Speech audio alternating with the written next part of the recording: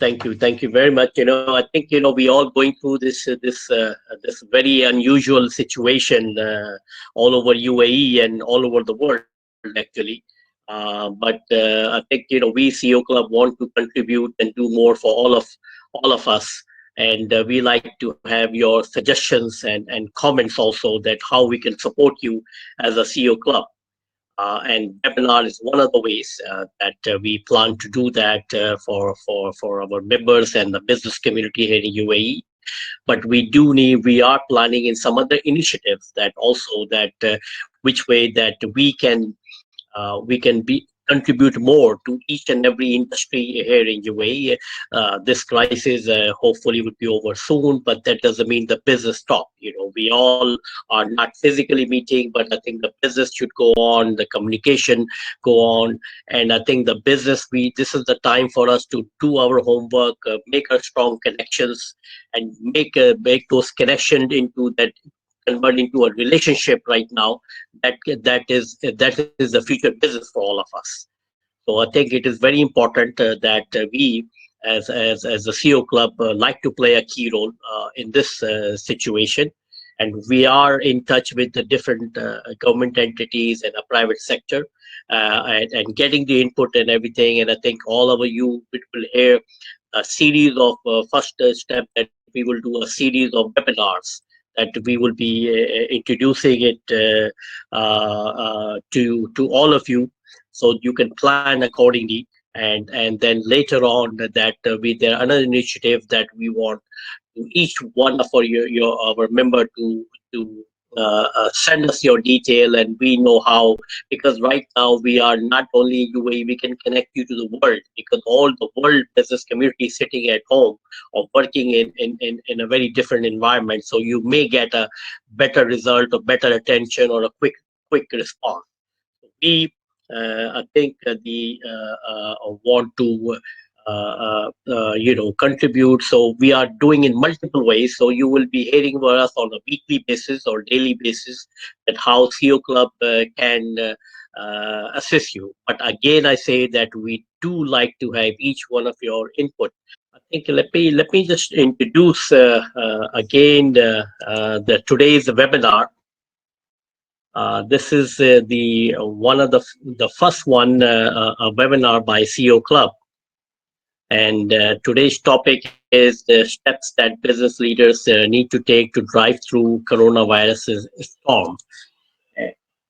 And I am very glad to have one of our valuable member, Mr. Kyriakos Kofinason, that who agreed to share his time. And let me share that this is the time, this is the speed and scale. What is happening by the coronavirus is unprecedented. That there may be no template or similar experience how to handle such a crisis. However, still need to have a framework where to start and how to lead. As a CEO club, we stay close to our CEOs and would like to share guidance and best practices to help each you driving your business through this tough time of coronavirus. For this, we asked one of our member, Mr. Kofinas, who is the expert in providing practicable, easy to implement guide how to handle crisis in a business environment. To run today's webinar exclusively for our CEO Club members, Mr. Kyriakos is a very valuable member of CEO Club, and which you all have met before. He have a 25-year executive career. In last 10 years, he's been a regional CEO for Adidas and other groups, and also a career as a leadership and a business coach here in Dubai. And he has been awarded last year as the most outstanding CEO coach. So I asked Mr. Kyriakos to share his practical and tested guide how to reorganize and drive business through this tough time of coronavirus storm. So I give the platform to Mr. Kyriakos, please. I'm very glad connecting with you today, actually, remotely. We've been connecting like this many times before. Just drop in the chat box where you are right now, just to know each other, where we're connecting from. So today I will talk about a topic in a practical way. We've been through many webinars, which are more informative. This is a very practical webinar of 13 slides, how to build and calibrate our plan for the crisis. And basically, we all have a plan, so we all learn, we may all learn something out of this practical guidance. The question is, what type of crisis is this? Okay, we all call it a twin crisis. It's a pandemic and a financial crisis, but also it's becoming a personal crisis, a workplace, a technological crisis. What is for sure is that this is an unpredictable crisis with a high level of changes going on. I'm listening to a lot of leaders and also in the market talking about what type of recovery we are after, a V-shape, a 3 to 6 month recovery, or a U-shape, and 12 months recovery. But I think the focus should be really on what we're doing these 3 months rather than what the recovery will be, because after 3 months, there will be a different recovery maybe if things will change dramatically. We have businesses that even here in Middle East, which are in survival, actually companies in industries which are in survival mode, like in real estate or in manufacture or in construction. So what is important is what we're doing actually the next 3 months, the next 90 days. Now, what is different versus before? Well, we call it, and I've read this very often, we call it like a black swan that only few of us actually was so coming so big. Therefore, actually, I would say our collective failure of projection and imagination is also contributing to this disruption. We definitely see that this is going to last long, but what is different is first it's pandemic, and second they ask us to stay home, which means practically that there is actually a programming of human, consumer, employee, leaders' behavior taking place if this crisis lasts long. And when we talk about programming, this means after the crisis will be different people, of course. What is your role? Of course, being the leaders of the organization, you are not only the physical and moral leaders. I will call you are like a chief surgeon, actually, to perform a very complicated operation, stay cool, cold blood, positive, and also inspiring the people around you. This is always important. What will be the day after?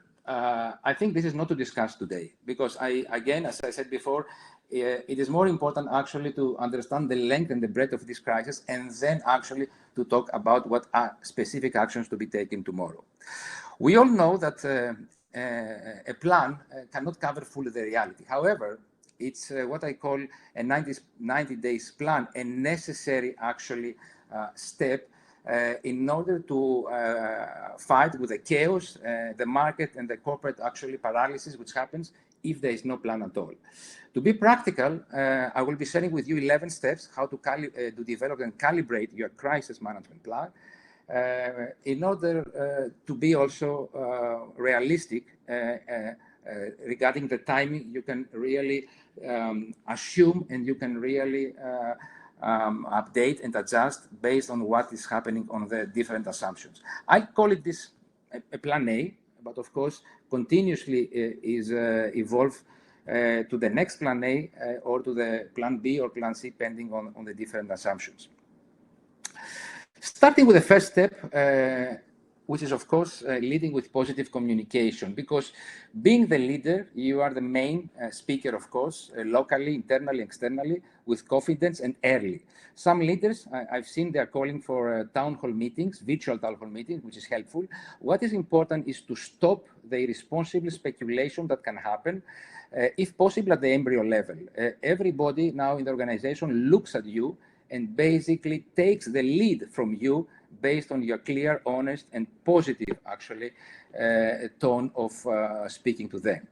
What about the vision? Well, and the purpose. I think this is the moment also we need to remind to our companies who we are, what is your vision, and importantly, what is your purpose right now, and what really matters right now. And of course, can be a survival, can be also servicing, can be thriving. This is a moment to redefine and communicate the purpose as a company. Usually companies, I've seen, they have a communication process, a communication officer, so that communication can work also when working remotely. Of course, there's a need to have always the right message track and to happen often. Now, if working with headquarters, we all know that it's important to communicate the estimated impact of the crisis quite early to the headquarters, so to basically manage expectations. What is important also is to take track what we communicate, so that we can come back actually and see what we communicated before. At the end, frequent communication with a controlled, positive and realistic actually spin is really important. What it has to be done also is that communication is important to go to all the people, not only to our employees, to our customers, but also to our suppliers, to our partners, to our community, to our fellow CEOs, even here to the CEO Club might help actually to have communication on what is happening with our own company. Continue with the second step, which I think is one of the most important one and sometimes underestimated. Changing, or I would say creating a new business model. And basically, this is all about examining the main components of the business model, how they are affected by the crisis, what needs to be improved, what needs to be disrupted, changing dramatically, removed or stopped. All the old assumptions need to be challenged by you as a leader, and you need actually to help assess the risk and the opportunities with the classic, what if questions, but usually a leader can put to the team. And of course, then try to turn the possibilities that are out there into new choices. What we've seen also is that when we talk about change, and I put this famous change formula, which I like, which says dissatisfaction times vision plus first step should be bigger than resistance. What we've seen also is that it's important, what is more important right now is not the dissatisfaction, the reason to change, neither the vision where you go. The most important thing is right now is practically the first step. So try to make the first steps easy, basically, so that the change can start quickly. We've seen also that instead of a big change, we can always go with a pivoting with a lot of small changes that can have the same impact of a big change. And we've seen actually that small changes can happen faster, and of course can also share quick wins also of this changing.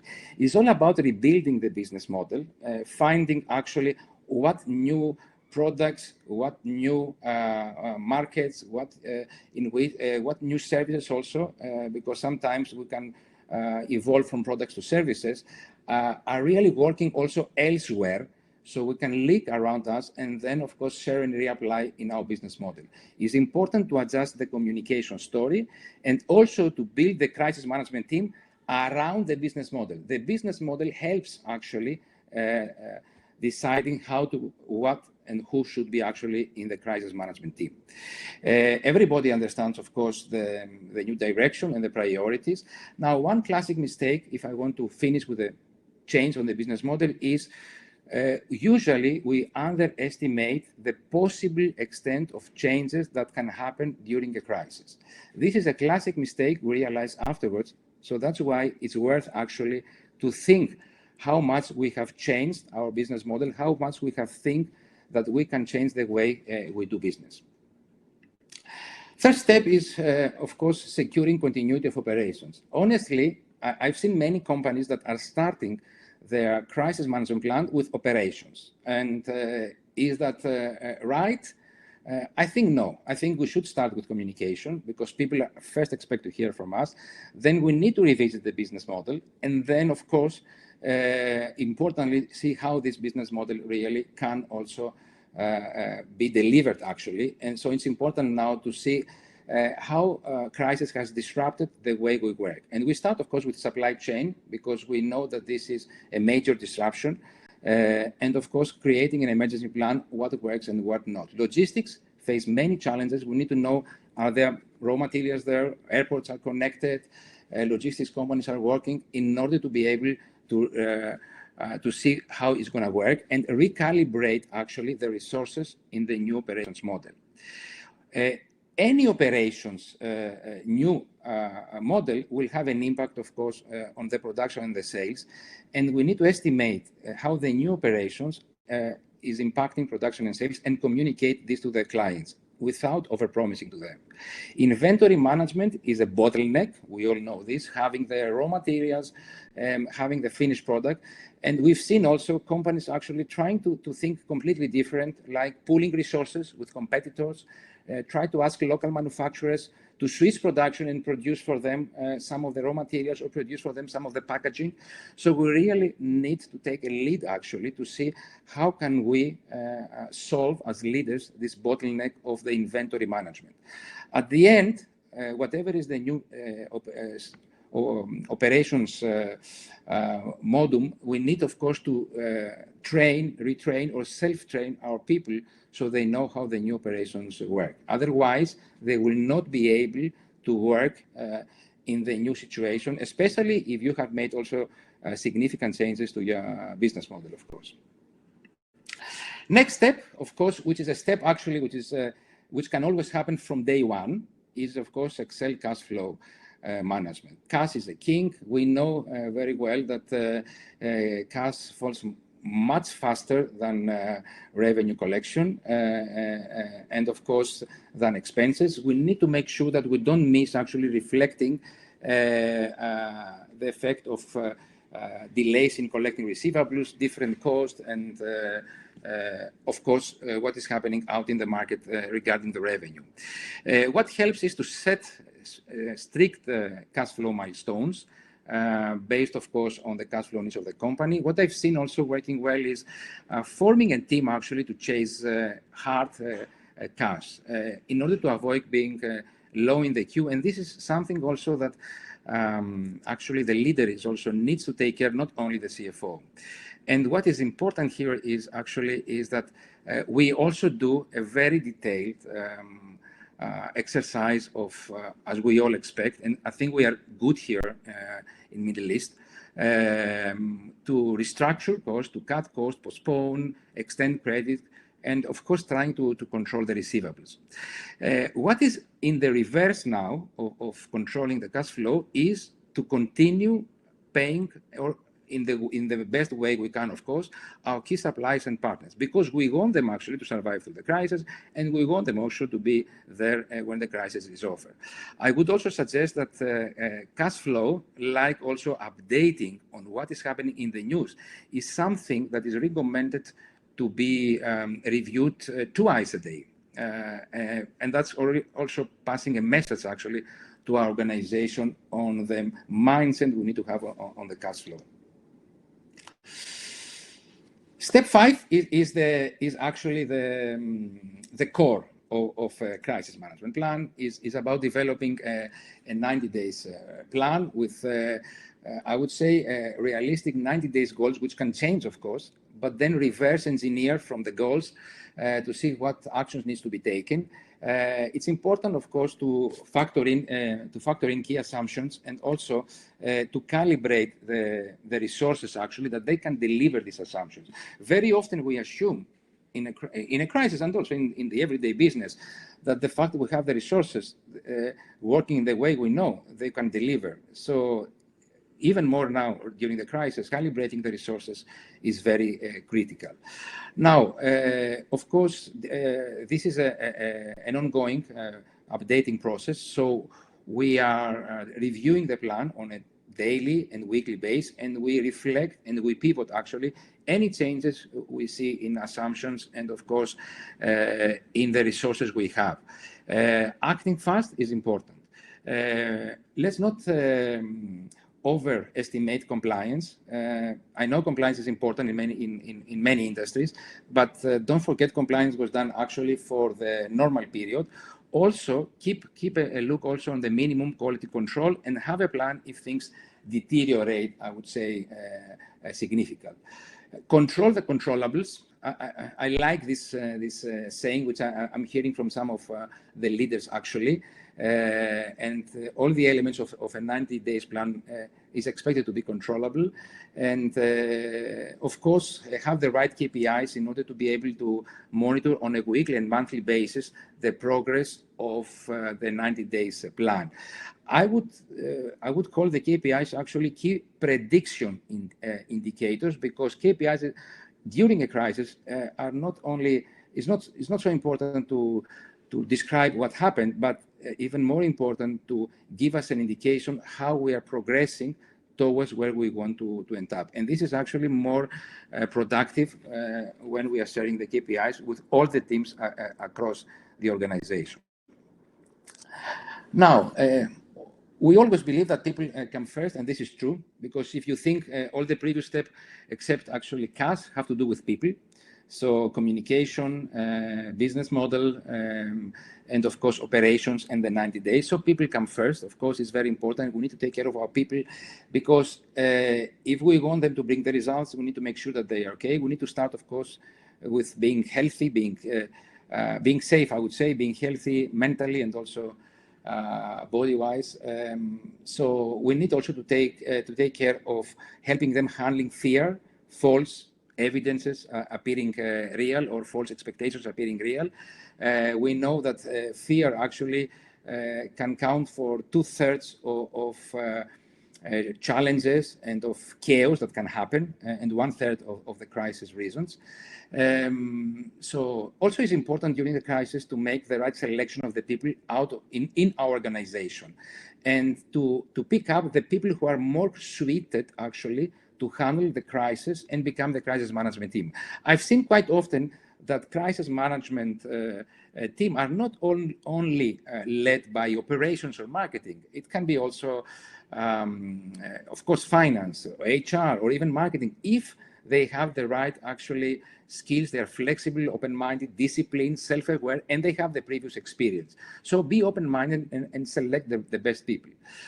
What we all know is it's important to focus on retaining our good people.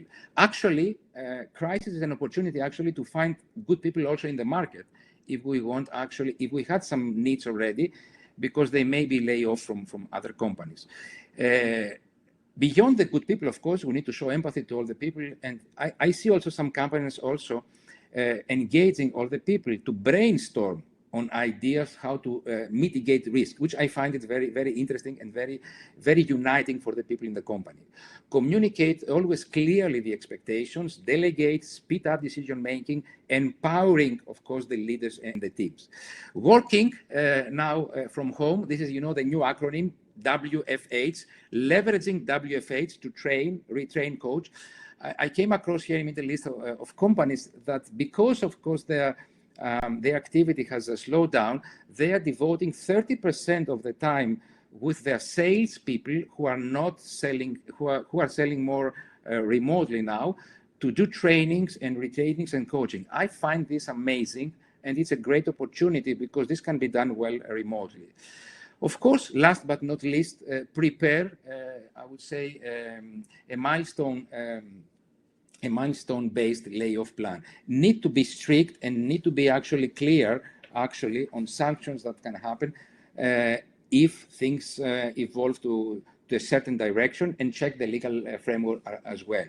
Don't forget, of course, that leadership is that really that makes the team actually accelerate and build the business. And without leadership, team fall apart. So your role actually in running this step 6 is really critical.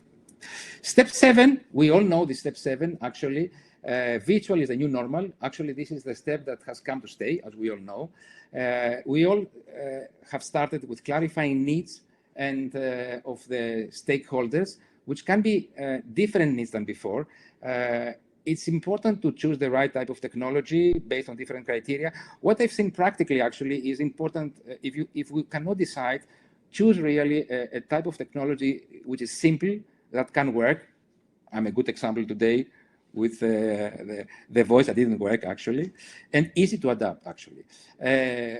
Expect that there is a new culture now in the organization, the online culture. So invest to build this culture and allow time to settle, because not everybody actually can be on the same level. Manage the human resources virtually. This is really an interesting area, especially how we handle our people feeling alone at home. I've seen companies that they are connecting in the morning with a Zoom, They do also some nice rituals. Then they connect again during, they do a huddle, they connect again during lunchtime, and then they connect again at the end of the day, just to keep the people actually not feeling alone. So it's important to manage them virtually, and of course to talk to them, to all of them actually, wherever they are, on a weekly basis, at least, if not daily, of course, of the crisis management team. Manage, retrain people to work remotely. This is again working, through Zoom meetings. Although we are experienced in a way already working with different areas around the world, still, however, there is a need actually to calibrate the agenda, to calibrate the means to be taken, and the way to handle remote meetings. Actually, they tend to be more productive, and we can have very nice productivity reports coming out of these meetings. Last but not least, what I've seen also important is introducing and support your people on cyber security. The fact that we are using now the laptops a lot more, or our mobile devices a lot more at home, both of course for professional and personal users, need also more actually support and advice how to be protected for cyber security, because it's also happening, remotely. So this is also important to take care of that for our people. We come now to marketing. Marketing needs to shift the business. I know marketing, usually when we talk about crisis, we think about marketing as an expense, but marketing is an investment, as we know. And what is important to start with marketing actually is knowing the numbers well. So knowing well actually means knowing exactly how much it costs actually to acquire a new customer. What is the cost and the way, and how much it costs to build awareness? What is the way during a crisis period? Before we start saying, okay, we'll go viral, we'll go virtual, because we need to be smart and if possible also to go performance-based. If we know well the numbers, then we can bring a much more smart and effective results behind investment. Now, of course, now the question is, of course, are we investing more or less? And I think my answer, having worked a lot in different industries during several crises in Europe and also in Middle East and in Africa, but also here and also working with leaders, I always believe that crisis, if the company is not in a survival mode and it has this option, is a great opportunity to build market share, to come stronger when the crisis is over, because not everyone can invest right now, because also there are clients, of course, who can purchase and can invest more in your products and your services, and this will pay off a lot after the crisis. No matter how much we invest in marketing, I say invest, not spend, what is important is to adjust the message and the mean of communication versus before to the new customer needs. We need to communicate the urgency, the care actually, and what can be done and what cannot be done. Last but not least, we need to make sure we have the right portfolio at the right price. Next, and imperative is, of course, selling. There's a big discussion here actually that what happens if we cannot sell, if a company or a retail shop is shut down. I think we need to think again the business model. And I mean, there are examples here also in the UAE of retail shop. Classic example, the gyms that have been closed down and now they are leasing, as you know, the treadmills to their clients. So we need to think even more actually, how can we change our business model? Otherwise, if it is like hospitality, of course, we can spend more time to plan the day after when it comes. It's important, of course, to reflect the customer needs in the way we sell and of course, see the impact we have right now that has this actually on the way we sell. For example, if we are in FMCG industry, we know very well that there is a huge consumption right now taking place in the supermarket. We need to estimate this consumption. Of course, this is different from country to country. For example, in Europe right now, supermarket consumption has increased by more than 50%. This is not the same in Middle East, where there's not such a panic consumption mode. So things are different from country to country. We need to know what is selling and what kind of services also are expected. Of course, it's an opportunity to come closer to the customer, change the tone, be, of course, more compassionate with the customer. And now, since we cannot meet, we have to go virtually. And this is also sometimes new, but it's also very smart because we learn more things than we ever knew before. focusing on loyal customers, not over-promising, but try to oversell it if possible. And of course, go for new channels, go for new customers, new services, and the pricing is always very, very important in the selling process. I think I've seen a lot of companies during the crisis when they are reviewing the sales and service process, that they are very fast actually in adjusting to the new reality. And this is really a good lesson to be learned. 10th step, building a strong mindset. I think after fixing the fundamentals, it's important to think how and actually how do we handle the crisis, and that has to do a lot who we are, and who we are means what is the mindset we see the things happening. So we need to lead with compassion, taking care of all, and embrace also, if possible, new habits and rituals. I've seen companies having these morning meetings or noon meetings, Zoom meetings, and this can be also a nice opportunity, also with the help of coach actually, where needed, to embrace people to new habits and to new rituals. What is also important, and I would like to stress a lot, is about you as a leader. You need to take care of yourself. You are under big pressure. You need to continue working without leaving the tank empty. You need to stay focused and calm. Prioritize, of course, what needs to be done and not just planning your priorities. And we all know, being a responsible leader, we need to have a plan B if something happens to us. So, and we need to have also checked and communicated this plan B, because we've seen that this can be detrimental for the company if there's not such a provision. Talking about the people also in the mindset, is important that everybody feels really important by addressing really what is relevant for the total plan and feeling actually what they contribute. Now, what it means actually mindset strengthening. You know, this is a classic topic also in coaching. What we've seen is important, and this is not easy actually during the crisis, but it comes to the leaders actually communication. How to build the mindset of ownership, that this company belongs to us. We own the company during the crisis, and even more actually because we're closer. It is our accountability actually to deliver the revised target. There's nothing wrong or right if we fail to deliver a target, as long as we have a plan and we feel responsible for this target, and to avoid, of course, as much as we can, blaming, excusing, and denial, what I call bed, staying in the bed actually, which is actually literal, because if you're at home, you can stay in the bed as well. Last but not least, it's important to stay connected with all the employees. Be aware, of course, of the perception, what the people think about us, but try to avoid basically being defeated actually by being crushed actually by defeatism, because we see defeatism also happening quite often. And we need to communicate positivity and small wins to our people.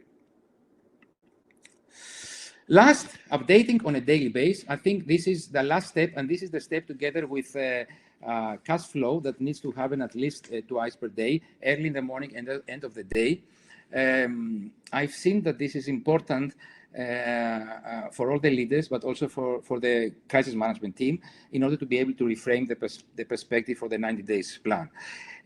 What works as a practical advice is create a crisis info site for you, where you can put all the information you need actually, and you get about the crisis, and you need also during the crisis. Create a similar also crisis info site for your management team separately, and one for the company. It's good to put the information there, because whenever you need to go there, and also you can revisit the site quite often to see actually how things are changing over the last 15 days, 30 days, 45 days. Learning from the crisis and learning from experts and coaches, I know it's happening, and act on learning and then updating the 90 days plan. This is obvious. Try to be ahead with new communication. That's why being updated is helpful, and of course, containing and controlling the speculation which is happening. Now, when you know, of course, what's going to be the length and the breadth of the crisis, then we can start also planning post-crisis. I would say what is important actually on a daily basis is act fast, be flexible, avoid biased in decision making, and try also to avoid sometimes irreversible, I think, decisions that can affect the future. Last, always remember that crisis is an opportunity. I think we all know this thing, and crisis helps simplify, helps clarify, and helps unite actually. And that's why it's an opportunity in order to rebuild your business model, to unite your team, of course, under your leadership, and of course to gain market share. Don't forget the two classic mistakes we said. First mistake, underestimate the possible extent of the changes. Second mistake, preserving your organization to survive or succeed in an environment that has changed, is no longer actually relevant for you. I think, as we said, crisis has a lot of benefits as well, behind, of course, managing a very tough reality. And that's why a 90 days plan can guide you through the coronavirus storm. And of course, it's an opportunity to take more actions right now. I would like to stop here. Thank you for listening this 11-step actually actionable guidance. We will share this with you. And now I would like to open the chat actually, so that I would like to see if you can list 3 ideas you need to take action today, just to see what you think can be actionable for you. Also to update you that as part of the CEO Club networks, being a member of the CEO Club, we are offering, of course, 2 sessions of complementary coaching for you and your teams to review and upgrade your 90 days plan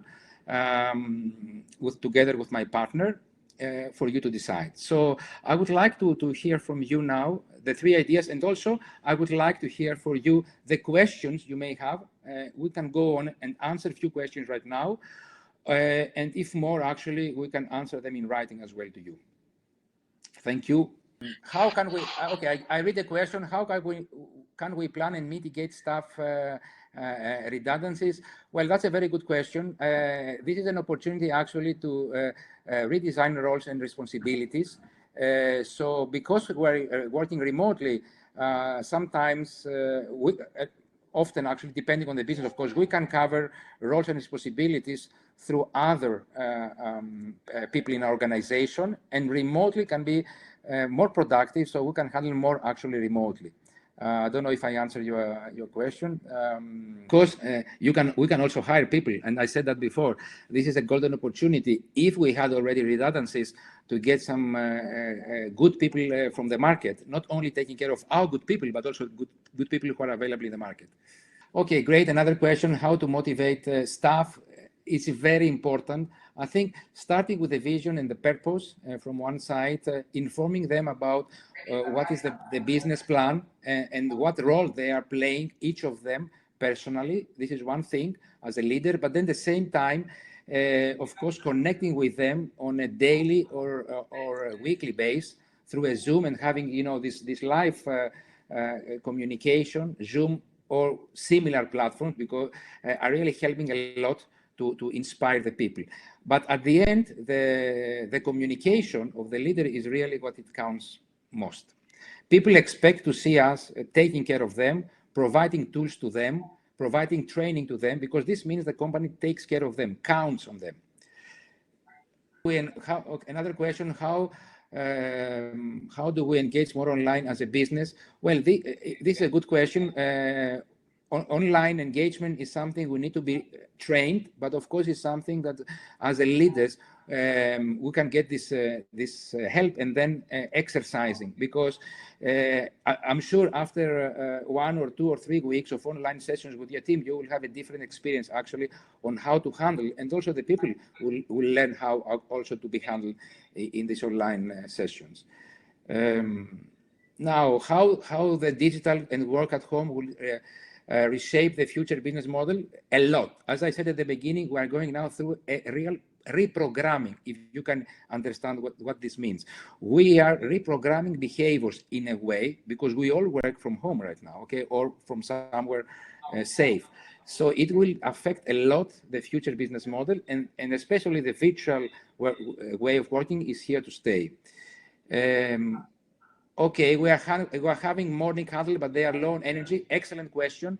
I think there are some exercises I can share with you how you can elevate the energy in the morning. Excellent question. This is very important because that's the role actually when you start and building some rituals. It can be some exercising, it can be some story exchanging, it can be exchanging how you felt, how you feel right now. The more you build rituals and habits, you can elevate the habit. You can ask also your people, how do you rate your energy from 0 to 10? And then at the end of the meeting, you ask them again, how you feel right now? So you see whether the energy has gone up or not. What are the major differences between service sector, education, and consumer sector? Excellent question. Education, we've seen that this is going a lot through web right now. It is amazing how much readiness I've seen in the schools. My boy is doing the lessons every day extremely effectively, while consumable sectors, I think if it is a FMCG, I mean, there is a huge demand out there. If it is non-supermarket items, it's of course the online business that goes on right now. Okay, what about the next question about the cut down of salaries of employees? I think this is a very sensitive topic. There's a huge disruption. I think the companies, they need to have a layoff milestone plan internally with the crisis management team, so they don't act spontaneously. I've seen companies that they communicate, because I'm a mentor of startups as well, they communicated to me they cut 1/3 of the employees day one. If this was the plan, okay, but there needs to be a in-time communication and see also what is the legal framework. Another question, what obvious contingencies should be used with redundancies to prepare for bounce back? I'm not in favor of reducing salaries. What will be working much harder? I agree with you. We need to take care of the good people first. Then adjusting salaries, if this is a way to keep people that you need, it is of course also another option. How do we, when physical presence is required, how do we deploy employees to carry out the job when fear of contracting? You are saying when there is a physical presence needed, how do we handle actually the fear of contracting the disease is rampant? I think we need to have a protocol, of course, of safety in the company, and then try to communicate this protocol so that the people feel safe, or otherwise examine what other companies are doing in the industry, and if there's still a way actually to connect virtually. How do you expand your business now when you have a good market but low income to invest, and it has been difficult to get an investment in this time of crisis? Well, this is a good question. I think this is the time also we need to go back to the board. We need to go back to the investors. They need to know exactly. It's like going back to the headquarters when we're an international company, explain to them what are the challenges we face, and then ask them to support us, because this is the opportunity. If there is a long-term investor and the board supporting us, and of course a headquarter to invest and get market share afterwards. Sorry for the sound issue. I would like just to ask you also if you can just, before going, just put a number, how actionable you think has been this session, from 1 to 5, 5 more actionable, 1 less actionable, and keep on writing questions. I will be able there to answer this question also afterwards. Just drop in. Thank you. Yeah, well, I want to, thank Mr. Kyriakos for giving us these valuable 11 steps how to survive in this crisis situation, which we were not ready for it. So we did not do our homework, but I think this is the time for all of us to do our business homework, to refine ourselves, think about their services, the product, the way we present ourselves, because I have a strong feeling that once this is over, there's a lot of business opportunities will be waiting for all of us to physically meet and share those opportunities between us, But I think the today's session, I think, was very valuable. It is the start from CEO Club of webinar series, and like I said before, that we will be conducting a different topics and different subjects, But I think today what Mr. Kyriakos mentioned, that how we step by step in these 11 steps. So I think that is the way that if we implement in our businesses. It doesn't matter which size of businesses are. I think we can, go through this process of this time. And I think, but I strongly again say this is the time for all our businesses is that do our strong homework, improve our services, improve our thinking, and I think the way when the everything would be back to normal, I think the way we can do business, I think there would be might be more virtual meetings, continue on even the business goes back to normal. So I think we are it was a eye opener for all of us, and I think that we all should share our thoughts, and this is the tough time, so we all should be in touch with each other. Communicate with each other on regular basis, and especially like one of the step I see that Mr. Kyriakos mentioned, that keep in touch with your staff, keep in touch with your clients. It is very important, and I think you'll have a more solid input from all of them. So again, I want to thank all the participants that who put their valuable time today. And but in last, I say that please stay home and be safe, and stay in touch with the CEO Club, and give your feedback, so we can do the more topics related to like to see in our CEO Club webinar. But thank you very much, everybody, and thank you again, Mr. Kyriakos, for your valuable time and input. And we do like to have comments from each one of you, and please rate the webinar today, as Mr. Kyriakos says, so we know exactly that where we are going. Thank you again, and you have a lovely day and a week. Thank you. Thank you very much, Dr. Tarek. I would like to thank also DFK consultants as well, who are my partners in consultancy here and who are helping also developing the presentation. Thank you very much, all of you, and we remain available.